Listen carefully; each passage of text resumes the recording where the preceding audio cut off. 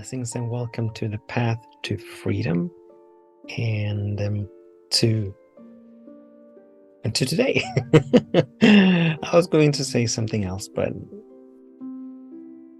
I forgot. My name is Daniel Roqueo, anyhow, and I am always very grateful. So thank you. No, I'm not always very grateful, but I am always grateful that you're choosing to tune in.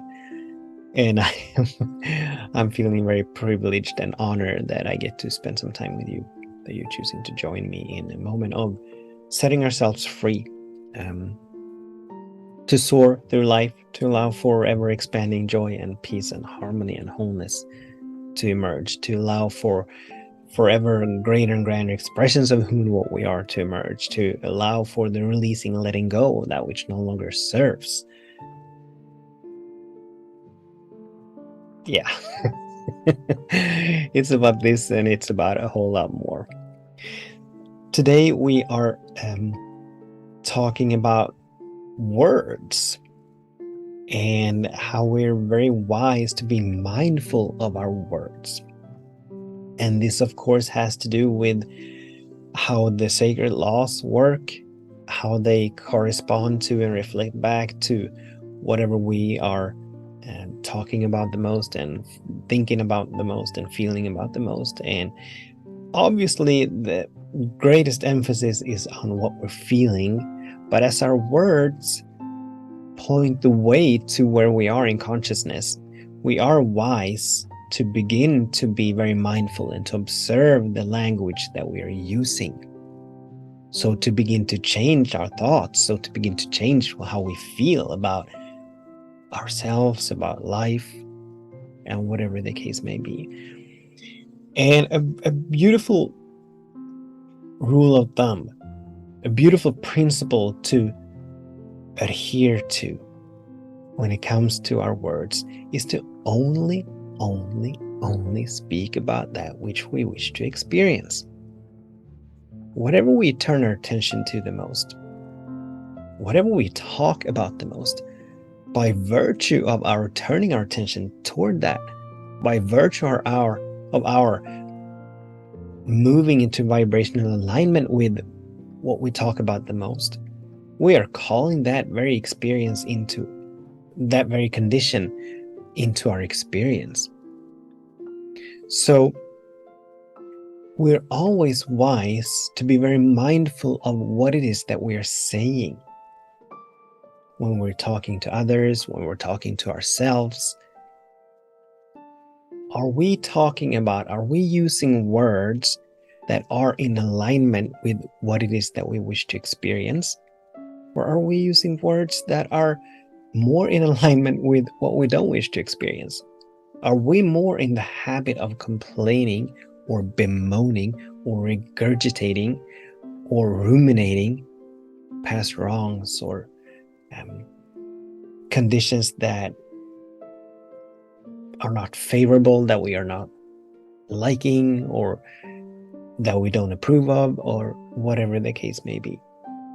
Or are we more in the habit of not denying that conditions and experiences are not perhaps what we wish them to be, but still turning our attention more toward what it is that we wish to experience? For instance, let's say that we are having a physical condition. There's an illness or disease in the body, or there's pain in the body. And the first person we meet, we immediately, as soon as they ask, "Oh, hey, what's going on? What's up?" As soon as they ask that question, or sometimes even before they even ask, do we jump into telling them all about the illness or the pain or the obstruction or whatever it is that we're experiencing in the body? Is that our go-to opener? Do we share? And so we share this with this individual, and then our ways part, and we keep walking down the street if we're out walking, and we bump into another individual that we know, another friend of ours that we haven't seen in a while. And do we immediately jump into letting them know about our physical condition? While it may seem perfectly natural and normal to share what is going on, there are two aspects to this. The first aspect, if we are having a disease, if we are having an illness in the body, chances are that that illness, that disease, or that pain or ache is just a tiny fraction of the total experience of the body. So we may have, let's say that we have broken a finger.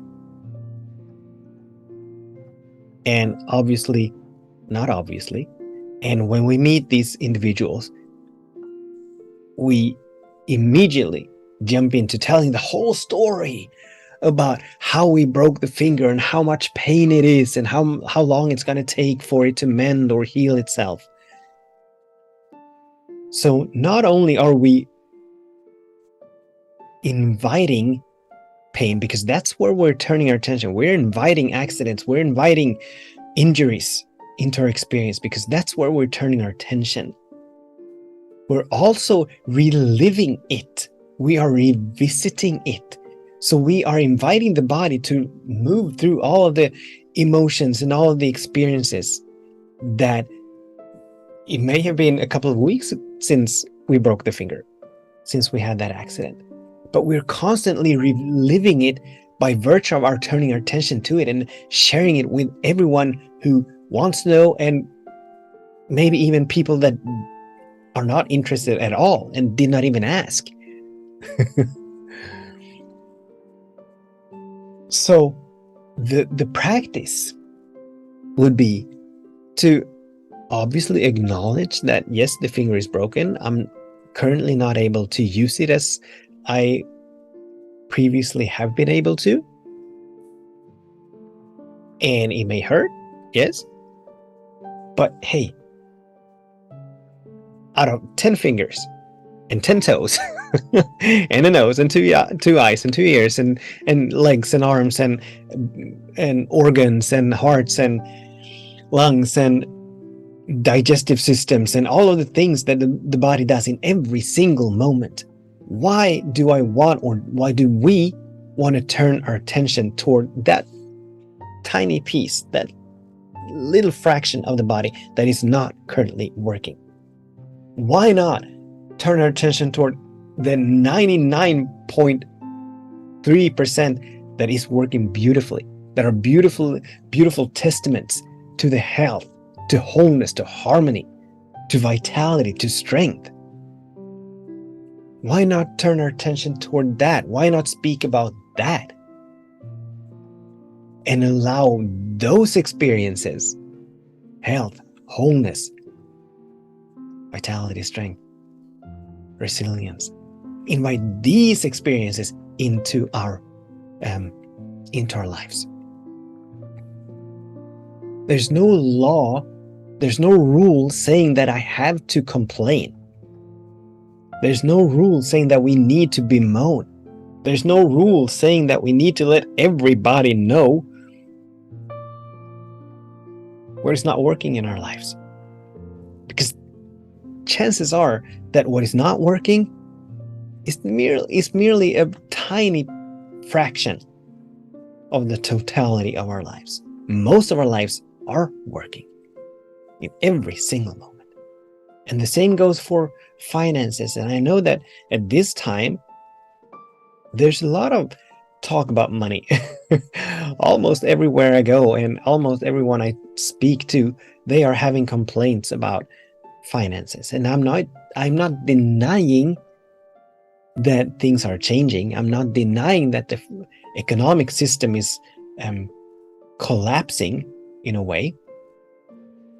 But why regurgitate that? Why invite more of these lack and scarcity experiences into our lives? Why not speak about, why not flip it around? Flip the coin, flip it over, and begin to speak about what we wish to experience. Begin to speak about, hey, I actually have enough food for today. I'm so grateful that I have a car that I can drive. I'm so grateful that I can fill at least enough gas into the tank that I can get from point A to point B. Why not celebrate that I have a closet full of clothes? Why not cherish that there's money in the bank? That I perhaps have a paycheck coming in? Why turn our attention toward that which is not serving us, when we absolutely, in every single moment, all of us have the possibility, have the opportunity, the ability to turn our attention toward that which is serving us? So we want to be very mindful of our words. And as a practice, only choose to talk about that which we wish to experience. Once again, it does not mean that we are denying, we're not spiritually bypassing, pretending that everything is top notch. We're acknowledging that we're having challenges. We're acknowledging that we're having experiences. We are acknowledging that we're having feelings and emotions and thoughts. We're embracing and allowing all of it, giving it full permission to be what it is. But just because something is does not mean that we're obliged to speak about it. It does not it does not mean that we have to share it with every single individual that we come across, that we meet, that we interact with. We can't choose. We're all invited to choose, to be very mindful of where we turn our attention. Be very mindful of which words we're using. Be very mindful of what it is that we are speaking about, what we are talking about, what is it that we are sharing.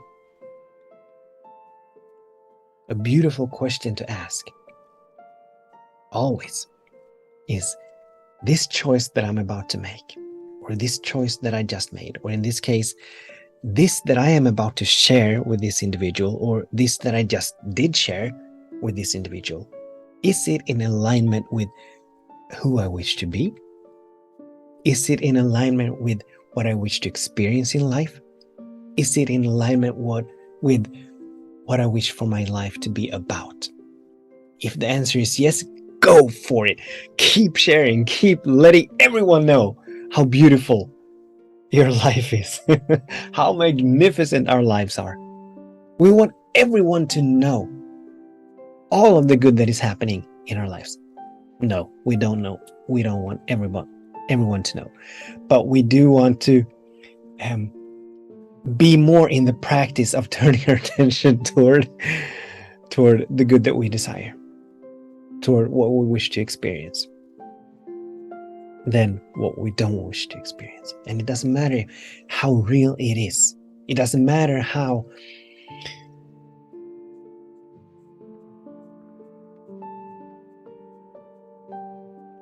what conditions look like.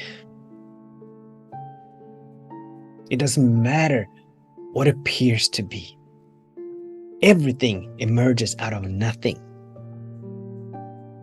And if we want something different to emerge into our experience, we need to become different. If we want to experience something else, we need to invite it in by moving into vibrational alignment with it. And a very good way is to begin to speak about it, talk about it as though it was already here, as it is what is now. If we keep talking about that which is not to our liking, if we keep talking about what we don't wish to experience, the sacred laws cannot but perpetuate that experience. They cannot, because they only correspond to the nature of our song, or the nature of the song of our lives. What we talk about the most, what we think about the most, what we feel about the most. So if we want something to change in our lives, we need to change.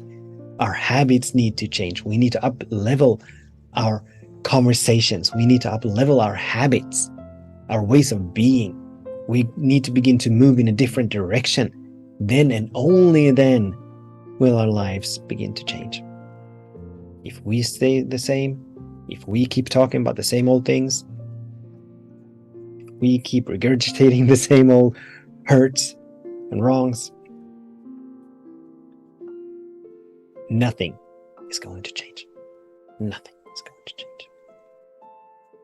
So that is the invitation for us today, to be mindful of which words we're using, what it is that we're habitually talking about, and to ask ourselves the question, this habitual conversation that I'm having, is it serving me? Is it serving where I'm going? Is it serving who I wish to be? Is it serving what I wish for my life to be about? Is it serving what I wish to experience? And if it's not, well, let's flip it. Let's tweak it into that which actually serves. Thank you so much for tuning in. Oh, and I need to say that this is only a part of the language and the conversations we're using. There are many aspects to it, but this is one aspect of it. Perhaps another day will be the day for another aspect of it. But this was it for today. So thank you so much for tuning in, for listening, for participating. Until we meet again, I absolutely bless all of our ways and all of our days, knowing that all is well, that something wonderful is always happening, that everything is working for the highest good. Many blessings and much love. Namaste.